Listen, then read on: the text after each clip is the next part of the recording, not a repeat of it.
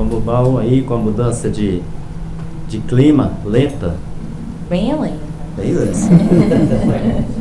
Aliás, nós tivemos aí, semana passada, dias maravilhosos, né? A gente estava achando que já estava... E de repente a coisa vem de novo. Mas faz parte, né? O importante é a gente prosseguir. Então, nosso tema de hoje, sobre a meditação e a forma de nós nos aconchegarmos ou aconchegarmos a Jesus no nosso próprio íntimo, a nossa intimidade, no nosso coração, no nosso psiquismo, no nosso sentimento. Então, o refúgio interior, nós vamos encontrar em Mateus, no capítulo 6, versículo 6, quando Jesus vai dizer assim, que nós, quando formos orar ao Pai, entremos no nosso aposento, no nosso quarto, e fechando a porta do nosso quarto, conversemos, oremos ao Pai Celestial em secreto, porque em secreto Ele tudo sabe. A gente já começa a perceber Jesus nos concitando a um algo muito superior, muito sublime e muito particular. Porque nós estaremos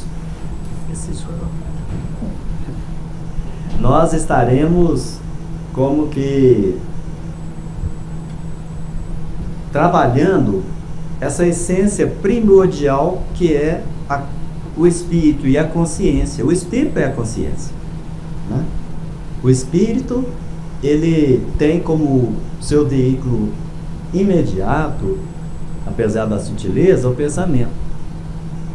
Então, no campo do pensamento, no campo do pensar, todas as variantes desse processo vai de conformidade com o que o indivíduo sente. E é algo muito interessante, a gente vai compreendendo nas exortações dos Espíritos que razão e sentimento dá-se-nos a impressão de que são duas coisas separadas entre si, mas elas, em determinado momento, são um só contexto, em que o indivíduo pensa e sente num plano superior, não obstante ele possa até mesmo estar aqui no planeta Terra. Porque aqui no planeta Terra nós temos espíritos reencarnados de procedências diversas, inclusive de quilates espirituais diversos.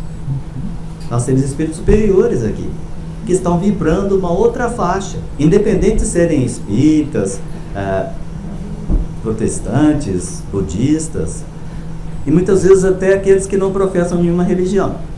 Assim como nós temos espíritos que estão totalmente envolvidos na criminalidade, nas aberrações, né, da criminalidade. Então esse tema refúgio interior, a gente vai perceber Jesus já nos concitando, já nos convidando, já fazendo aquele alvitre, né, superior, de superioridade, para que a gente comece a refletir. Porque a questão da meditação, etimologicamente, vem do grego meditare, pensar, refletir, ponderar. Então, pensar é excitarmos o nosso psiquismo e trazê-lo à conformidade de expressões diversificadas. O nosso pensamento ele não pode ser fixo em um só processo, porque o chamado monoideísmo é processo obsessivo. Aliás, obsessão é pensamento fixo. Então nós temos que ter abertura no nosso psiquismo, inclusive em termos de conhecermos todo tipo de expressão que possa nos favorecer, porque o conhecimento é que lidera. Por isso que Jesus vai dizer: me conhecereis a verdade vos fará livres, vos libertará. Está lá no capítulo 8 de João, versículo 32. É uma frase muito citada por toda parte e, de uma certa forma, já nos estimula, né, a essa busca do conhecimento. E aí a gente vai ao conhecimento externo, que é o mais comum, até chegar num determinado momento daquela necessidade do autoconhecimento. E é algo que já está lá estava escrito lá no pórtico do templo e na Grécia, do templo de Delfos, que Sócrates se utilizou, inclusive, conhece-te a ti mesmo. Então, conhecer a nós mesmos é a questão que a gente pode dizer derradeira, porque a gente vai conhecendo muitas coisas exteriores, a gente às vezes até passa a conhecer muito da personalidade do nosso próximo, principalmente aquele que está mais próximo, mas conhecermos é um grande desafio, porque nós muitas vezes mascaramos, colocamos personas na nossa própria personalidade, para fugirmos deste encontro extremamente necessário e útil ao nosso progresso. Então, o conhecimento, na expressão do externo, sempre vai ser valoroso, porque nós vamos com que acomodando no nosso psiquismo, na nossa casa mental, essa que tem 3 andares, segundo André Luiz, né? O andar do passado, o subconsciente, o andar do presente, né? O andar térreo, e o superconsciente, que a gente está considerando lá como sótão, né? Em que muitas vezes se guardam obras de artes, coisas de valor. Muita gente joga tralha lá para cima, né? Mas na realidade, quando a gente vai fazer uma avaliação, todas as coisas de valor a gente sempre coloca acima, né? Então, esse refúgio interior, quando Jesus nos concita a entrar no nosso aposento, muitas vezes as pessoas tomam isso ao pé da letra. Quando eu chegar em casa, eu vou fazer a minha oração. Quando eu chegar em casa, eu vou entrar para dentro do meu quarto, fechar a porta, e ali eu vou ficar sozinho ou sozinha, né? E ali eu vou fazer a minha oração, a minha meditação, a minha prece, a minha reza, de acordo com o entendimento de cada indivíduo. Mas Jesus ele está dizendo uma questão muito mais a que se pensar, de uma determinada elevação, em que nós vamos ter a compreensão de que esse aposento é o nosso próprio íntimo. Nós podemos fazer isso em qualquer lugar. Aliás, imagine, por exemplo, se você está no trem, como já aconteceu várias vezes, alguém começa a passar mal. Aí você vai esperar chegar em casa para poder socorrer através das suas vibrações, através da sua oração, através da sua prece? Não faz sentido. Então é naquele momento, você pode fechar os olhos, assim como muita gente consegue até de olhos abertos, porque tudo é uma questão de exercício. E às vezes a prece não é aquela coisa longa, às vezes um simples pensamento: oh meu Senhor, que com os Espíritos possam assistir esse companheiro, essa companheira nesse momento, que a gente não sabe o que está acontecendo, mas que possa haver o socorro em benefício. É uma prece. Senhor abençoe, é uma prece, né? Então nós vamos compreendendo que a oração é a ação da hora, é aquilo que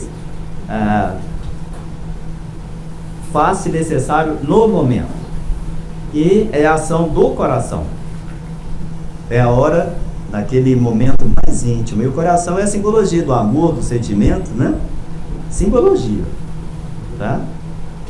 Porque raciocinar e sentir, a gente vai compreender que, não obstante existe aí uma certa dificuldade, mas tudo é como se fosse uma balança, com 2 pratos e 2 medidas. Em determinado momento, o sentimento está muito abaixo daquilo que o homem raciocina. Em determinado momento, o sentimento está muito mais acima. Aliás, o Chico até disse, né, que é uma palavra de Emmanuel: aqueles que sentem mais avançam. Jesus fala isso no Boa Nova a Maria de Magdala: quem ama mais vai à frente. Que coisa interessante. Muitas vezes, em termos filosóficos, se diz que o pássaro, para voar, ele precisa das 2 asas. Mas o amor supera a racionalidade. Olha que coisa impressionante. Então nós vamos ver pessoas simples, muitas vezes sem a considerada cultura no campo do conhecimento aqui na Terra, mas de uma sabedoria extraordinária, e que estão muito à frente. E às vezes a gente faz aquela ideia, devido ao que se apresentam, por aspectos externos, que perdemos a avaliação verdadeira, porque muitas vezes são espíritos que estão muito à nossa frente. A professorinha de Voltaire, né, que estava limbada de luz. Exato. Era só uma professora que cuidava de criança. Certamente. Aliás, inclusive no livro do Miramês, chama Iniciação, que trata sobre os desdobramentos. Os espíritos vão buscar um casal uma determinada cidadezinha do interior, e eles não se dão conta na consciência do corpo físico, porque eles são capazes de realizar. Eles são levados a desdobramentos, ao plano espiritual, para fazerem trabalhos que são necessários à presença deles. Olha que bonito, sério. Que são pessoas consideradas que livro da vida comum. Iniciação, Viagem Astral, pelo espírito Miramês, através do Dom Niemeyer. Muito bom essa obra, muito bom. E aí nós vamos ver a doutrina espírita sempre nos orientando nesse processo do autoconhecimento. O livro dos espíritos, com todas as questões e respostas, é justamente é como se estivesse configurando, ou está configurando, uma nova era para cada um que dele se beneficia. E é uma obra que vai atingir a toda a humanidade no futuro. Assim como a Bíblia, os livros sagrados, aliás, os livros que têm o sagrado. Sagrado significa intocado, né? Mas a gente sabe que ela foi manuseada por várias mãos, que muitas vezes modificada ao pensamento da época. Então ela não pode ser considerada assim nesse termo ipsis literis, sagrada. Ela tem o sagrado. Como a Bíblia, por exemplo, e o Novo Testamento, à medida que o tempo passa, mais e mais pessoas vão tendo conhecimento, inclusive é o livro mais vendido e citado em todo o planeta Terra, assim será o livro dos Espíritos. Emmanuel traz um pensamento muito interessante, quando perguntaram a ele se o Espiritismo será a religião do futuro. E ele diz assim: o Espiritismo será o futuro das religiões. Então o indivíduo ele pode ser o que ele desejar, mas ele terá o conhecimento, porque chegará um momento em que não haverá senão a religião dos Espíritos. Tem um livro, inclusive, de Emmanuel, chamado A Religião dos Espíritos. A religião dos Espíritos é o amor, é o sentimento, é o conhecimento. É tudo aquilo que fomenta a espiritualidade. Então, nós vamos chegar a uma conclusão de que a nossa religação, do religare, né, do latim, será a nossa conexão direta com o divino, com o Pai. Vai chegar um dia, isso aí ao longo dos bilhões à frente, que nós vamos poder dizer assim como Jesus: eu e o Pai somos um, pela nossa interação que haveremos de ter com Ele. Então, é necessário esse retorno ao tempo interior. Tem uma música espírita muito bonitinha, que parece de uma simplicidade, mas é de uma grandeza, podendo até dizer, absurda. Ela diz assim: meu irmão, suas preces mais singelas são ouvidas no espaço ilimitado, mas sei que choras consternado ao clarão da prece que interpelas. Volta ao teu templo eterno, interno e abandonado, a mais alta das capelas.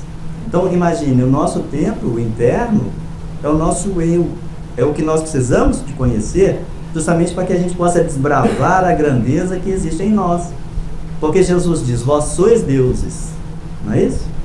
Ele disse e continua dizendo, porque o Evangelho é o gerúndio, é o presente constante. Então nós temos que levar em consideração deuses em letra minúscula, porque Deus com D maiúsculo é a inteligência suprema, causa primeira de todas as coisas, né? Questão introdutória do livro dos Espíritos. Então, a internet está cheia de mensagens sobre isso, inclusive a gente agora já entra no outro ponto, que é o da meditação, né? Tem as pessoas que acreditam E isso é, inclusive, divulgado até nos meios que se utilizam desse processo. Que a mediunidade, que a meditação é esvaziar a mente. Alguém aí consegue esvaziar a mente? Não tem como. Eu vou me esvaziar de mim mesmo? Não tem como. É como, por exemplo, a gente vê até muitos espíritas, vamos fazer a nossa prece, vamos deixar todos os nossos problemas lá fora. Tem condição isso, gente? Se nós estamos fazendo um trabalho de tentar resolver essas problemáticas, é por isso que a gente vai a um templo, a gente vai a uma casa espírita, a gente vai a um terreiro, a gente vai a uma igreja. Eu não sei. É simplesmente tentar, naquele momento, isolar aqueles problemas, porque a gente tem essa coisa da ponderação. E meditar é ponderar. Então nós podemos estar num processo, assim como muitos iniciados, eles vivem em meditação, porque a vida deles é uma vida contemplativa, não obstante a ação constante do trabalho comum. São poucos. Jesus é a excelência, né, de exemplo. Por isso que na questão 625, quando Kardec pergunta qual é o tipo mais perfeito que Deus deu ao homem para servir de neurologia, a resposta única é Jesus. Jesus. Aí na questão da meditação, que vai implementar o nosso crescimento espiritual através do conhecimento, é a nossa busca. Mas para isso a gente tem que ter o conhecimento. Como ter o conhecimento? O conhecimento, na verdade, como Jesus diz, nada há em oculto que há de se manifestar, nada há em secreto e não há de ser conhecido. E a questão 621 do Livro dos Espíritos, onde está escrita a lei divina, a lei natural, a lei de Deus? Resposta única também, na consciência. Então, nós somos consciência. Só que a consciência, ela é velada por muitas coisas, de acordo com o nosso processo de evolução. E tudo vai depender do nosso querer, porque o nosso querer é que vai orientar a nossa busca. Jesus fala assim, buscar e achareis. Ele está nos estimulando. Isso é um processo de pensar, de refletir, de ponderar, né? É meditar. Bater e abrir-se-vos-á. Né? Pedir e obtereis. Aí a gente vai compreender que esse processo de meditação só depende do indivíduo na sua vontade. Emmanuel fala uma mensagem da boa vontade e da vontade boa. Porque às vezes o indivíduo só tem boa vontade, mas tem que estar com a vontade boa também, né? Para que a ação possa ser completa.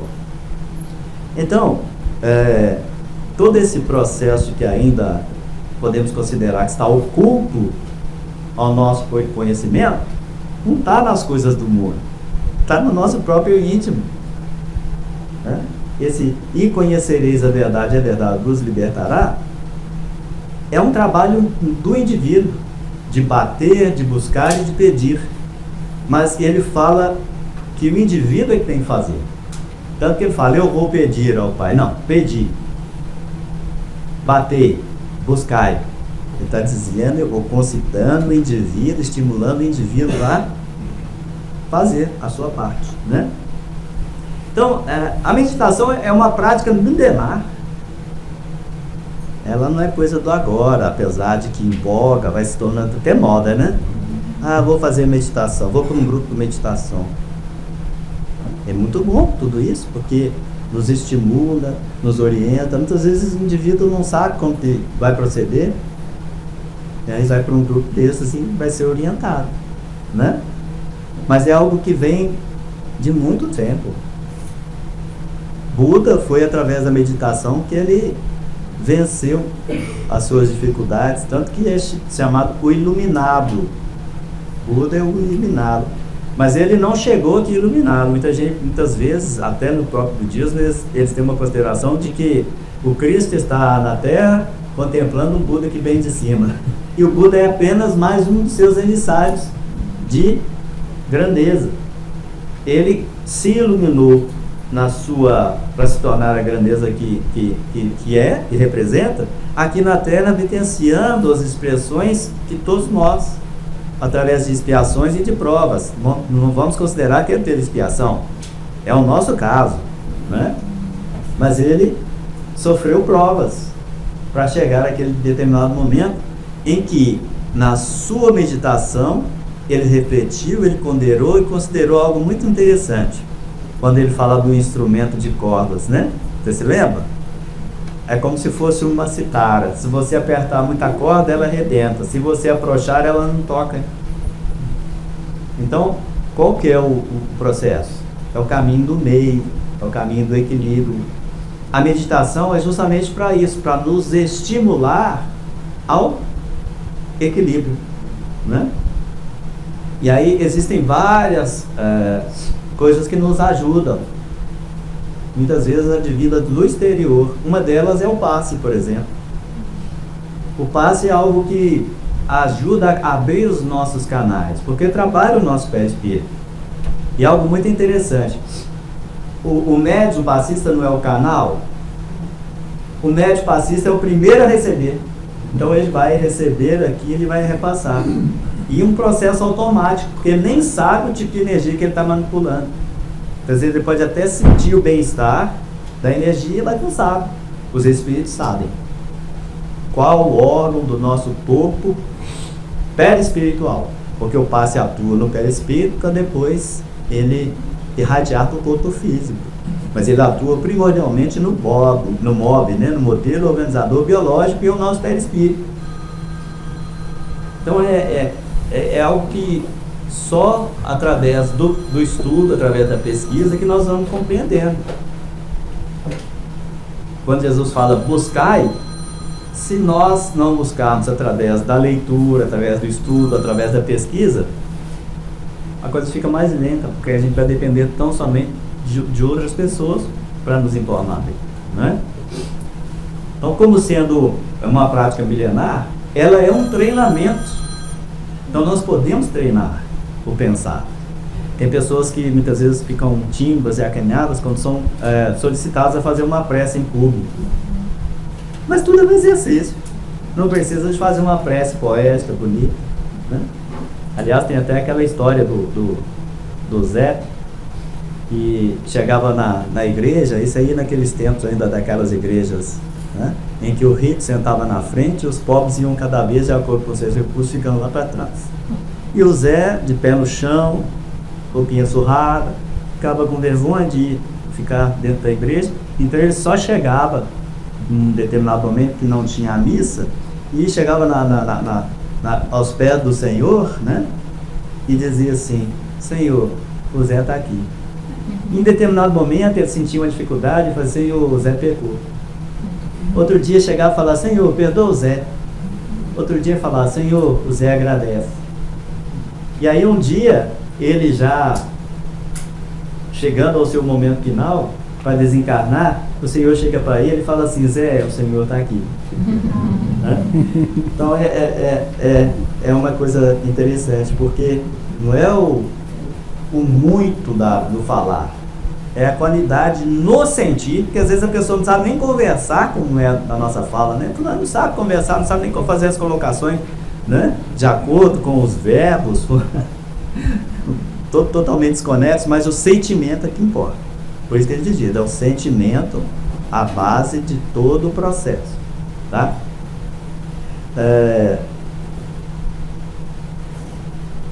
A meditação, ela visa também algo muito interessante: acalmar o nosso interior, acalmar o nosso íntimo. Então, vocês sabem que nós temos personalidades múltiplas na nossa intimidade, não sabe? E elas se manifestam de acordo com o ambiente, com as pessoas em que a gente está se manifestando e se defrontando no nosso dia a dia. Então, quando a gente chega perto de uma pessoa que a gente considera muito bonita, a gente muda a nossa postura, né? Se a gente chega em determinado momento em algo que nos desagrada, a gente faz aquela cara. Então a gente vai mudando a persona. A persona é máscara, né? Apesar do indivíduo. Então nós temos tantas experiências do nosso passado, nós vivemos tantas personalidades, não obstante o espírito seja o mesmo, que nós carregamos ainda na nossa casa mental tudo isso. Por isso que em determinado momento, diante de determinada situação, a gente muda. Nós nunca conseguimos ainda ser a mesma pessoa em todas as situações. O único que conseguiu isso, ou que vivenciou isso diante de nós, foi Jesus. E depois, aquele que tomou muita pedrada, Paulo foi um desses.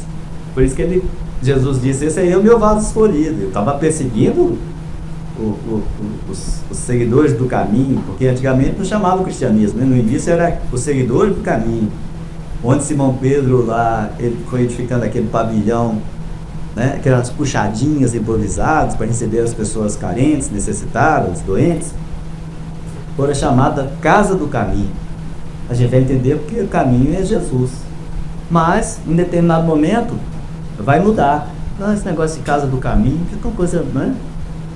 Aí, quem foi que falou, vamos mudar essa coisa, vamos chamar, se somos seguidores do Cristo, vamos chamar cristão. Companheiro de Paulo. Quem foi? Quem se lembra? Médico, que escreveu... Lucas. Lucas, escreveu um dos evangelhos, escreveu os Atos dos Apóstolos. Se nós temos o Cristo como nosso doutrina, então vamos nos dizer cristãos, né? Aí nós vamos considerar, por exemplo, que muitas pessoas falam, eu sou cristão, mas segue mais a Moisés. Vocês sabem que nós espíritas somos mais evangélicos do que aqueles que se dizem evangélicos? Porque nós estudamos primordialmente o Evangelho de Jesus. Ao passo que o Evangelho fica muito na questão do Velho Testamento. Não, do Novo. O Velho Testamento. O quê? Os evangélicos Sim. usam muito pouco do Novo Testamento. Aliás, até mesmo para defrontar os fenômenos de espiritualidade, busca-se, né, não consultar os mortos, né?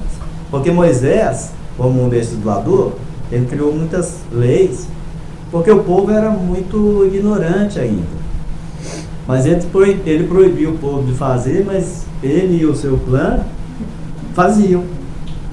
Porque dependia disso. Precisava das profetivas, precisava dos... né? Até mesmo Jesus, ele desmentiu a lei de Moisés, né? É o influente de isso. Peraí, a martirização. Exatamente. Que os especialistas faziam. Exato. Ele em tudo ficava no Velho Testamento, se de fato tem uma... Ele veio transcender. Tanto que ele fala assim, eu não vim derrogar a lei. Porque a lei que ele vai dizer é a lei divina, é a lei de Deus. Essa que está na consciência de cada um de nós e que vai sendo manifestada à medida do nosso progresso. Eu, porém, porque ele, aliás, Jesus é o único que pode dizer eu sou. Nós ainda estamos a caminho, ele já é o caminho. Então nós vamos ver lá em João, diversas vezes a citação, eu sou. Inclusive lá no Apocalipse, eu sou. Ele vai dizer no Apocalipse, eu sou o Alfa e o Ômega, o princípio e o fim. Então ele é aquele que chegou ao ponto de ascensão. Ele é a sese, porque percorreu todo o caminho de evolução. E desceu aqui no nosso planeta, em que ele até mesmo configurou com outros cristos, com outros espíritos de escola, né? Então, vamos voltar à questão do templo interno. O indivíduo às vezes não tem nenhum conhecimento da técnica da meditação e tem até dificuldades, né, de fazer uma oração. Ele começa a pensar em coisas positivas, começa a pensar em coisas boas, a lutar contra aquela personalidade viciada em falar, em pensar, em agir em coisas negativas. Vocês já perceberam? Existem pessoas que, por mais que você numa conversação tente colocar uma coisa positiva, a pessoa sempre... Então tem pessoas que podem chegar perto dela e falar assim, nossa, hoje eu estou com dor de cabeça. Porque ela vai falar assim, nossa, minha cabeça está explorando. Porque a desgraça dela tem que ser maior que a sua. Tem ou não tem pessoas assim? E aquelas pessoas que também parecem até contemplativas, chegam perto de você assim, naquela condição. Eu sou tão humilde, eu sou tão pobrezinho, eu sou tão miserável, eu sou tão... né? É uma personalidade que o indivíduo está vivendo dentro da sua persona interior. Assim como aquele que, eu sou o maior dos maiores, né? Tudo isso é um processo que está sendo trabalhado, mas é desequilíbrio, né? O indivíduo muitas vezes não está precisando nem de meditação, não, ele está precisando de dedicação. E forte, né? Psiquiátrica. A gente está dando para acompanhar aí ou tá complicado? Eu só ia fazer uma pergunta. Pois não. Em termos de personificação e tal, eu acho que isso daí foi... Eu aprendi, na verdade, uma semana atrás, através do Paulo, ele falou sobre mascaração, quando você se monta empresas. E eu também li um pouco sobre a sequência moderna da poesia e a fragmentação de sentimentos e tal.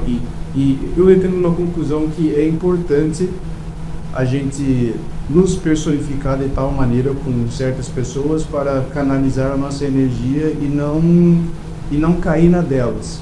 Não entrar nessa fragmentação de sentimentos que elas talvez propagam sem querer.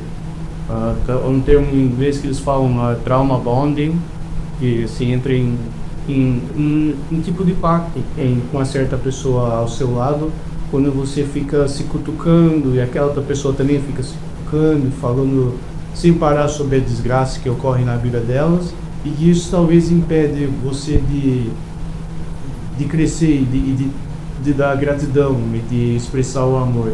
Mas para mim é assim agora. O que eu estou pensando bastante é que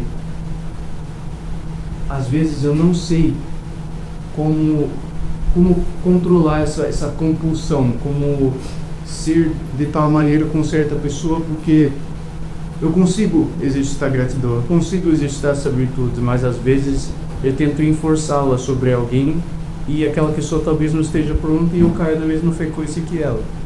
É o que a gente está trabalhando aqui nesse momento. Nós temos que ser aquilo que nós somos.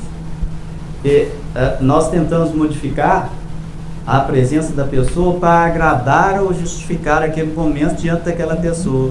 Nós temos que ser aquilo que nós somos. Então, por exemplo, eu sou espírita, eu tenho essa convicção espírita, a pessoa, e aí eu tenho que me ajustar a ela, fugir daquilo que eu sou. Então, eu sou um determinado ativista. Aí diante daquela pessoa eu vou me lindrar porque aquela pessoa é contrária àquele meu processo. Não, eu tenho que ser aquilo que eu sou. Eu tenho que ser autêntico. A autenticidade é justamente essa luta interior que nós temos constantemente diante das pessoas de ser e preservar aquilo que a gente sente e pensa. E aí o indivíduo ele vai agir de conformidade com aquilo que a sua própria estrutura íntima dita. Esse é o grande desafio. Diante das pessoas bonitas, a gente quer ser bonito. Diante das pessoas feias, a gente, aliás, nem quer estar diante, a gente está querendo correr. Não é isso? Quando na realidade a beleza é algo, você foi bem profundo em termos filosóficos a princípio da sua fala. Não existe beleza nem feiura. Existe o sagrado, o divino em cada um de nós. E aí a gente vai entender uma beleza num campo muito maior, de uma dimensão muito superior e bem sublime, porque todo o processo é sublimação. Como você faz para cortar gente? Quando alguém, tipo assim, chega a você e começa a falar sobre a desgraça da vida dela, e você não pode falar, tipo assim, não, eu não quero ouvir, não, vamos falar sobre outra coisa. Como que você se liga? Vamos falar sobre outra coisa. Sim. Vamos falar sobre outra Sério, coisa. Se a pessoa não quiser, aí você tem que falar, vai me desculpar, mas eu não estou querendo entrar nesse campo, não, tchau. Quando tiver melhorzinho aí, me procure e a gente conversa. Mas não seria um momento de compaixão, nesse momento, você... Se a pessoa... e a pessoa... Sintonizar com ela. Mas você não sintonizar, mas de repente a pessoa vai falar e você ela não tem uma pessoa de repente para escutar, aquela pessoa não tinha que a gente falar com alguém, entendeu? Acho um momento de compaixão. Se você... a pessoa não compartilhar quando você toca. Mas eu quis... Se você está além do que ele questionou.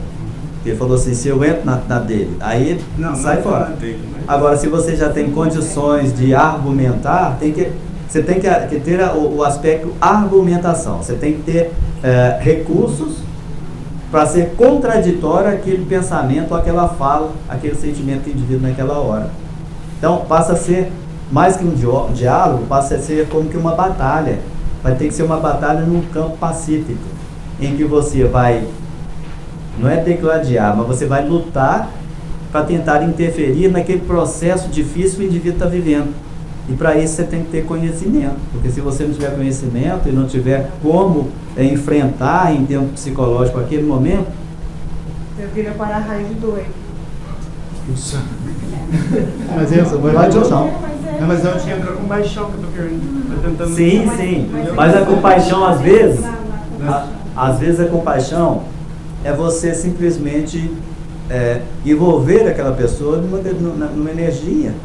Quantas e quantas vezes a gente tem que ficar calado simplesmente só para ouvir?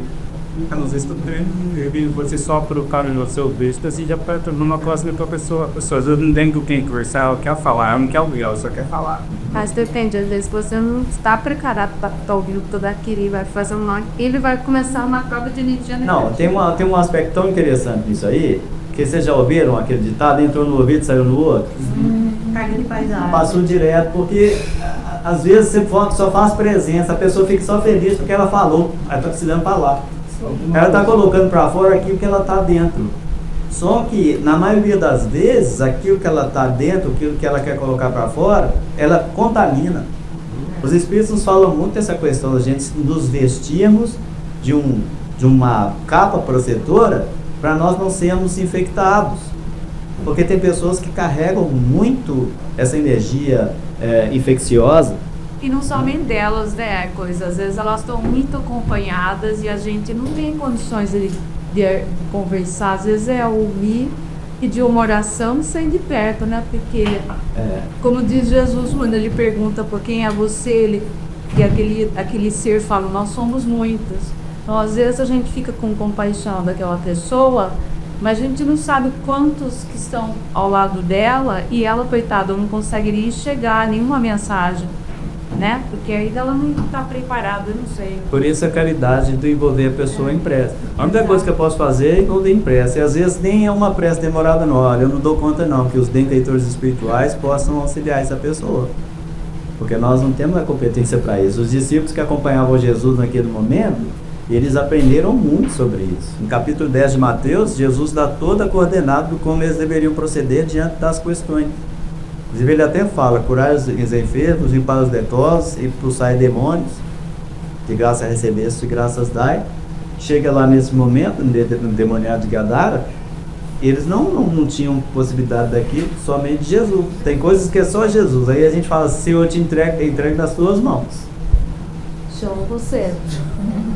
E nem todos os cegos foram curados, nem todos os leprosos foram limpos. Ele mesmo disse, não jogai telas aos porcos. Exato. Ouvir essa atitude que o Nildo está falando de, sim, a caridade, você se predispor, sem estar, na verdade, predisposto a ouvir. Mas tem pessoas que passam a vida toda falando, reclamando e não querem segurar. Então, eu acho que cabe a cada um de nós, e isso também é caridade, caridade consigo mesmo. E não adianta você fazer caridade para o próximo se você não fizer você primeiro. Então, às vezes, o seu ouvido, como você falou, se torna um pinico, né? E você acaba, por invigilância, porque ainda estamos num processo, a gente se contamina com aquilo de ruim, com aquele negativismo que a pessoa carrega, né, que é compulsivo. E aí o melhor caminho é o afastamento. Às vezes, e a maioria das vezes, até de pessoas que a gente ama. Exatamente. Encerrar ciclo, né? Eu tenho experiência na família. A pessoa está assim há décadas com esse mesmo psiquismo e não muda, por mais que, sabe? Porque não quer. É um neologismo, né? Vamos dizer, o indivíduo é o coitadismo. Eu adoro ficar no coitadismo. O que é o coitadismo? É o comodismo do sentir coitado. Isso é uma coisa para a gente meditar em torno, dar atenção em torno. Porque tem coisas que a gente inventa para tentar substituir uma coisa que a gente está com dificuldade de expressar, né? Então é o coitadismo. A pessoa, a mesma coisa, o eu mesmismo. Tudo a pessoa é ela. O vitimismo, né? É o vitimismo. A pessoa gosta de ser vítima, porque ela chama atenção, ela acha que as pessoas vão ter peninha dela. Então eu sou coitadinho, sou miserável, sou desgraçado, sou sofrido. Estamos falando daquele que tem a dor sempre maior que eu. Por que só isso acontece comigo? Da mesma forma que tem aquele que gosta de ser o supra-supra, né? Você fala que comprou uma roupa tal, e eu fui lá, Maria, comprei uma, né? Então é assim, é uma disparidade, é sempre uma luta, um conflito, né? Então, esse negócio da meditação não é esvaziar a mente, é a gente selecionar pensamentos. E a coisa mais complexa é mais complicada e desafiadora, não é isso? Não vem em determinado momento pensamentos muito densos, pesados, negativos? Olha, é uma coisa que a gente tem que citar, né? Porque são desafios. Tem hora que você está num momento, numa conversação, de repente vem um palavrão ali para você xingar a pessoa. Na mesa mediúnica é assim, por exemplo, o espírito quer falar o que ele está sentindo. O médium tem que ter educação para não falar, tem que segurar. Então nós somos um médium, na expressão do nosso comportamento físico, né, de comunidade, o médium do nosso espírito. Então nós temos que filtrar muita coisa do que vem ao nosso pensamento, porque nem tudo que passa pelo nosso psiquismo é nosso. Aí vem a influência dos espíritos, como a Elaine comentou. O Chico traz uma coisa interessante. Ele fala que o passarinho pode até pousar na minha cabeça. Absurdo é se ele fizer ninho. Então o pensamento ele pode vir, mas se ele fizer morada, olha lá, a questão da passagem do espírito imundo, né? Que é citado no Evangelho. O espírito imundo é a passagem que Jesus fala assim: tendo o espírito imundo sair de sua casa, né, vai para lugares áridos. E aí ele vai e ele diz: voltarei para minha casa de onde saí. E retornando ele encontra a casa varrida e adornada, né? Varrida, limpa e adornada. Então ele fica, opa, tá do jeito que eu gosto, né? Aí a gente vai pensar, não, mas a casa tem que estar varrida, tem que estar limpa, tem que estar adornada. Mas é de bons princípios, de bons pensamentos, de boas ações. Por isso que chama o espírito imundo. Aí ele pega, sai, vai lá fora e busca mais 7 espíritos. E aí deixa de ser casa. Ele fala assim: e o estado desse homem se torna ainda pior que antes. É o processo da obsessão. Se não há mudança, e a gente permitir que essas coisas que são de fora negativamente, porque a coisa boa é inspiração, a coisa má é sugestão. E aí, o que a gente vai reservando, colocando na nossa intimidade, chega depois a ser intuição, porque é do into, é aquilo que entrou e está dentro da gente, né? Às vezes a gente fala assim: eu tive uma intuição. Não, você teve uma inspiração, um espírito superior veio e te trouxe uma inspiração. E todos nós passamos por isso, porque nós somos filhos de Deus. Então temos a todo instante espírito nos inspirando ao bem. Até aqueles espíritos perniciosos, eles têm influência dos espíritos superiores, só que vai ser de acordo com aquilo que ele tem no seu ínfimo, que ele vai aquecer. Então, se ele está sintonizado com coisas negativas, ele vai absorver e evidenciar a expressão das coisas negativas. Mas eu compreendo o jeito o que ele está querendo dizer. E a compaixão muitas vezes é até afastar e vibrar pela pessoa, orar pela pessoa, levar o nome da pessoa para o centro espírita, colocar no caderno de preces, né? Isso é uma coisa tão simples. O indivíduo chegou no plano espiritual após vários decênios de encarnação e ele se considerava uma pessoa que não fazia nada pela sua condição financeira. Só que quando ele chegou lá, uma fila enorme de espíritos queria cumprimentá-lo e agradecer. Ficou: gente, mas que isso? O que está acontecendo? Aí eles fizeram ele rever o que ele fazia. No trabalho, no caminho do trabalho, de casa para o trabalho, ele passava na banca de jornal e pegava um jornal. E aí, tá lá aquela coisa dos funerais, né, onde falava o nome dos desencarnados. Ele pegava aquele nome, levava para o centro e colocava lá no centro. Banana. Ele não imaginava o benefício que ele estava fazendo. Olha que coisa assim. Aí os companheiros depois vinham agradecer. Quando a gente pensa numa pessoa assim, que quando se diz que veio do nada, sempre é bom trazer um bom pensamento. Se ela estiver fazendo uma coisa muito boa, vai implementar, vai fazer mais ainda. E se ela tiver uma dificuldade, vai auxiliá-la, né? Então, Jesus nos orienta a orarmos uns pelos outros. porque nós nunca sabemos o momento que o indivíduo vai estar passando naquele momento, né? Então nós temos que ter a atenção plena no momento de meditação. O que é ter a atenção plena? É estar focado naquele momento. Nós estamos passando por isso agora. E ainda não obstante, muitos de vocês, ou todos vocês, estão com a atenção voltada à minha fala, quantas coisas passam pelo pensamento ao mesmo tempo? Vocês verem que dinâmica que é a nossa intimidade, o nosso psiquismo? Porque nós vai sendo como que movimentando o ímpeto aqui que nós temos por dentro e vai trabalhando processos, porque o nosso pensamento é contínuo, nós chegamos nesse momento. Nós não somos fragmentários no campo do pensamento. Então nós temos pensamentos múltiplos passando em todo o tempo. Às vezes a gente está em determinado momento aqui que estou gostando daquela fala, de repente eu deixei a máquina ligada com a roupa batendo. Não acontece isso?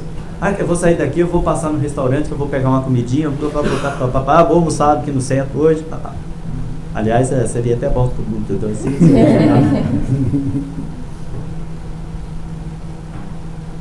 gente, eu deixo sempre a palavra aberta, tá? Quem quiser pode fazer comentários, porque aqui não é dia de mão única, não. É dia de mão dupla, tá? Então, nós temos que buscar minorizar questões que a gente percebe que estão sendo difíceis. Nós não conseguimos limpar tudo de uma vez, nós vamos tentar diminuir. Vamos tentar esfriar aquilo que está queimando e que nos torna desagradáveis na nossa própria intimidade. Então, essa questão da reflexão, de buscar Jesus para dentro de nós, é um desafio, mas quando a gente faz, é um aconchego tão gostoso, né? Imagine, por exemplo, quando nós chegarmos à condição de Paulo. Jesus falou, esse é o meu vaso escolhido. Paulo estava perseguindo a igreja, não é isso? Aí chega um determinado momento que o Paulo, depois de muita pedrada, depois de muito esforço, porque ele não esmoreceu diante dos desafios, ele chegou a um determinado momento e ele disse assim, já não sou eu quem vive, é o Cristo quem vive em mim. Então nós vamos chegar nesse momento. Por isso, o conhecimento, a prática da meditação, da prece. Quantas vezes a gente até esquece quais são os objetivos da prece? Você se lembra qual é o objetivo da prece, segundo os Espíritos? Louvar, Tem agradecer. 3 objetivos.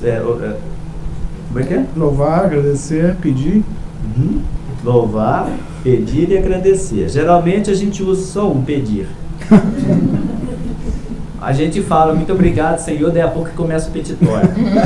E o louvor, que é algo que transcende, a gente muitas vezes nem sabe o que é. Louvar é contemplar, contemplar é meditar. Então, quando Jesus faz lá no capítulo 6 ainda do Sermão da Montanha, ele fala assim, olhai as árvores dos céus, né?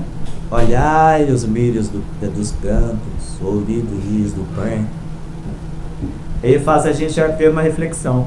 Eles não confeccionam roupas, eles não tecem nem fiam, no entanto, nem Salomão, que era considerado o rei mais rico, e ainda é de todos os tempos, vestiu com toda a sua beleza. Ele está concitando a gente a meditar. Meditar é sempre pensar em possibilidades grandes, nobres, úteis, que favoreçam o nosso crescimento. Parece que tem uns 10 minutos que eu estou falando, já cai 14. Foco interno, né? Relaxamento consciente. Meu pai, a gente não consegue relaxar nem o corpo físico às vezes, não? Quem aí já foi fazer uma massagem mesmo do corpo, né? Para ver se tira as tensões musculares, né? As tensões do corpo. Aí às vezes a pessoa fala, não, está muito tenso, relaxa, a gente não consegue. Agora, relaxar o consciente, meu pai, o que é isso, hein? Que desafio. Se a gente a todo tempo está pensando nessas coisas, os conflitos do dia a dia, nas dificuldades, tem uma alegria e uma tristeza, o dia do pagamento. No Brasil, né? Uma vez por mês a gente recebia, alegria, o dia do pagamento. E até fizeram uma música muito interessante da época. Amanhã é de amor, do pagamento, amanhã termina amor, o meu tormento, só que dura muito pouco. Eu até falo poeticamente, vou comprar um vestido de chita para minha amada, mas tudo, né? Não deixa de ser conflito. Eu tenho a dívida para pagar, tenho um aluguel, olha, tem que arrumar mais trabalho, tem que ficar puta disso daqui, tem que mandar dinheiro pro Brasil, o fulano tá me pedindo, meu Deus do céu, que tanto me pede, como é que eu faço para cortar isso, né? Então aqui no Brasil, nos Estados Unidos, vira uma dependência, pendência, né? Quem vem para cá, todo mundo acha, fulano tá ganhando muito, tá ganhando em dólar, né? Até quem nunca conversa com você em determinado momento joga uma indireta para ver se a gente manda um dinheiro. Não é Deus, gente? Então é uma pressão constante. A meditação serve também para estabilizar o emocional. A nossa agitação emocional é muito constante.